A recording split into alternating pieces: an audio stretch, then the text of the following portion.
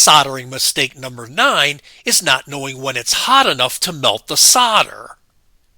One of the most common questions asked is, how do I know when the copper pipe and fitting are hot enough to melt the solder?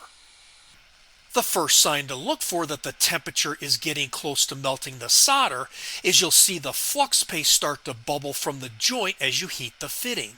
If the flux paste turns black, then it's been overheated and needs to be taken apart, cleaned, and refluxed. The second sign to look for that the temperature is getting close to melting the solder is you'll see a subtle green hue in the flame around the joint as you heat the fitting. The green color comes from the flux paste, which chemically reacts with the copper at high temperatures. However, if the green hue becomes too intense or appears prematurely, it could mean the flux paste is being overheated or there's some other issue with the flux paste. The best sign and the best temperature gauge is when the solder melts and flows into the joint.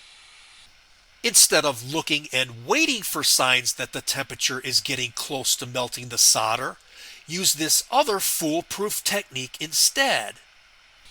As soon as the flame has been applied to the fitting, hold the solder against the joint and keep it there. As soon as the copper pipe and fitting reach the correct temperature, the solder will melt and flow into the joint. This technique will also prevent the possibility of waiting too long and applying the solder to an overheated joint. I hope you found this helpful, and if you like this video, please hit the like button below, share it with your friends, and please be sure to subscribe. God bless you and have a great day. Bye for now. Okay, Sparky, wave.